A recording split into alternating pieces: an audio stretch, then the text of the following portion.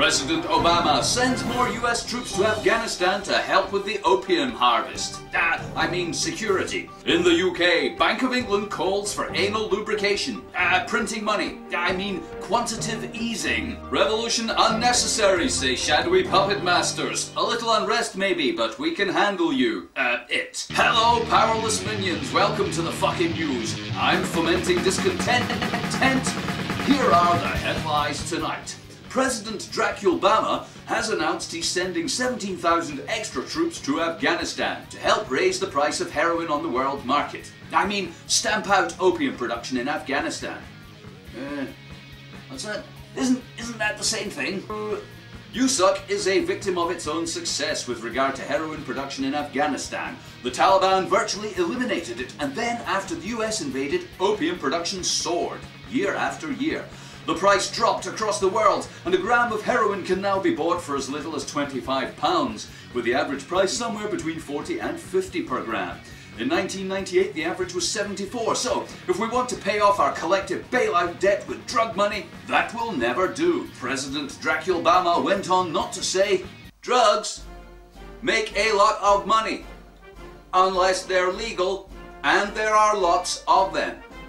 So it's important to the global criminal overlords whose spawn I am that we reduce supply, increase demand, and enforce their illegal status as a cover for our drug operation in Afghanistan. Let me tell you, it's all about the Taliban and how they hate us and our way of life. Yes, they do. And we can't allow that. So we will kill them all, or make them love us by occupying their country and oppressing them and their wacky beliefs, which are so different from ours. God bless America and the talking snake that caused us to live on Earth. I know we could leave them alone, tap their phone calls, monitor their activities like we do to you folks at home, but I feel it would be much better use of your money to stay here and protect these important opium resources. Eradicate oversupply on behalf of the shadowy puppet masters whose checks got me elected. In the UK, trillions of new debt for the British people as bank bailouts take national debt to 2 trillion or 150% of GDP. This barely causes a stir amongst the poodles. See, they're such nice people. But it won't be enough, and the Bank of England knows it, which is why it called for quantitative easing. Sounds really nice. Wouldn't you like to slip into some quantitative easing, darling? I bet it tastes or smells great. Give your man quantitative easing if you love him. But what does it really mean? The bank says it might be helpful to increase the supply of money, since putting every resident of Britain into debt when you print a pound doesn't seem to bother anyone. So let's make as much as we like. Hurrah! Fetch me a peasant girl. I'd like to fuck one for real. Ha ha ha! By acquiring emergency stakes in major banks such as RBS, HBOS and Lloyds, taxpayers took over responsibility for their debts. How convenient for those who know how big a debt that really is. If the assets of our state-owned banks fall in value by just 1%, it will wipe 20 billion off their value, costing the taxpayer 20 billion. If these bank assets fall in value by 5%, the taxpayer loses 100 billion, the equivalent of running the NHS for a year. If they fall in value by 25%, could that happen? The taxpayer loses 500 billion and the UK will be a bankrupt collection of slaves, indebted and controlled by whichever hovering banking dynasty picks up the tab. In a totally related story, the monopoly money economic crisis, the Walt Disney War on Terror, the fascist erosion of civil liberties, rich-to-richer poverty adjustment, devalued imaginary investments, voodoo mumbo-jumbo world leader morons armed with nukes and many other frightening movies playing out in our collective reality are just a series of unconnected events, which nobody could have foreseen, no one warned us about, and no one suggested better ways to behave or arrange our life on Earth.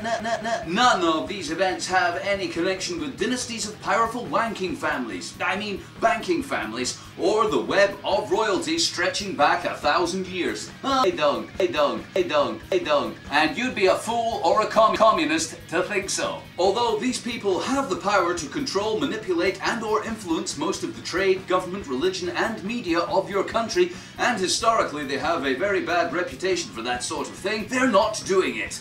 Not anymore, honestly. So, please don't be upset as your civil liberties are taken away. Don't be pissed off that you can no longer have a private telephone conversation, or email correspondence, or bank account. Don't be too worried about the debt we say you must pay, and alarmed when we tell you how much more you'll have to give in the future.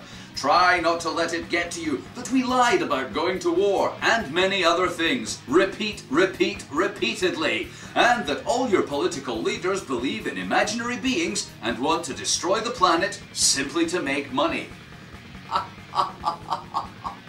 As we tell you, your freedom must be taken away for reasons of fatherland security. Mein Führer! I mean national security, and to ensure our economic Reich. Good God, mein! I mean stability.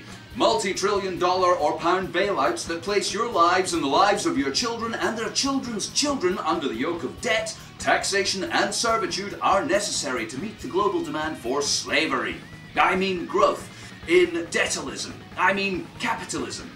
Now, there have been reports of a little unrest in Latvia, Iceland, Greece, France and other tax franchises, and it's understandable that some of you are angry. But don't push it! You will shortly be facing much harder times with unemployment, relative poverty, rationing of freedom, privacy, travel, food, fuel, health, wealth, happiness and the pursuit of life. I'm sure I don't need to remind everybody that violence never accomplished anything, except founding our country, taking over the lands of others, removing the leaders of other countries, imposing our institutions and will oversee, rescuing people from slavery, overthrowing Nazi dictators, defeating fascism, and some other stuff. This is the only way, so suck it up. Now, fuck off back to the soup kitchen or we'll cut your bread ration. There will be no revolution, but if it makes you feel better, feel free to cry a little and moan to your neighbour about the good old days. Thanks. Now the weather. Debt, slavery, poverty, environmental decay, war, fascism, tyranny with voodoo mumbo jumbo for all. And that's just for Israel under their new right-wing government. Have a nice weekend.